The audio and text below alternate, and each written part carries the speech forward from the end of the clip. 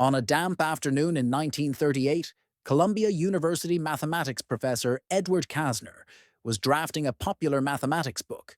As he reached the chapter on very large numbers, he suddenly realized that common Latin-derived words like million and billion were utterly inadequate to convey the scale he had in mind.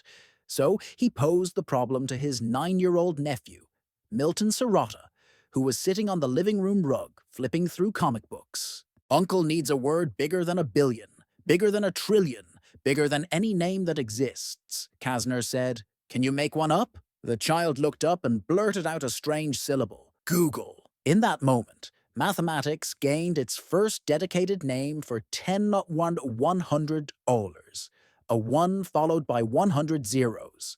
How large is this number? The estimated total number of atoms in the observable universe is around 1080, still far short of a Googol. In other words, a Googol isn't for counting things. It exists to remind us of the invisible boundary between the infinite and the finite. The story didn't end there. In 1940, Kasner and James R. Newman published Mathematics and the Imagination, formally introducing Googol into textbooks, where it became known among math enthusiasts as a monstrously large constant.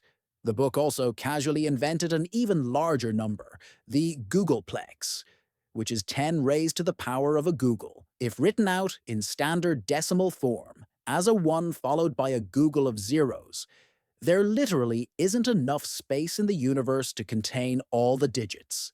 Fast forward to 1996.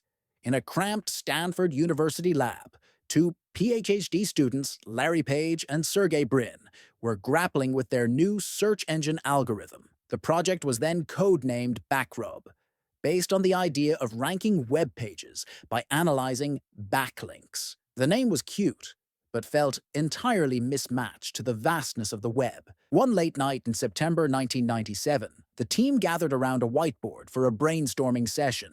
Their housemate, Sean Anderson, suggested Googolplex. Larry nodded.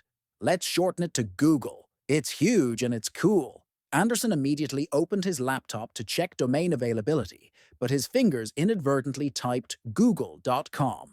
He hit enter, and the system responded, available. That momentary typo would later be worth trillions. Early the next morning, they registered the domain and moved the company to a friend's garage. Googol, spelled out in colorful letters, went live. Its homepage was starkly clean, featuring nothing but a search box, a simplicity that concealed a bold declaration. Their ambition was to contain the infinite within that small rectangle. The company headquarters was later named the Googolplex, a nod to Googolplex, and a hint that the scale of web traffic processed, pages indexed, and data handled, there had long since left the childhood astronomical figure of a Googol in the dust.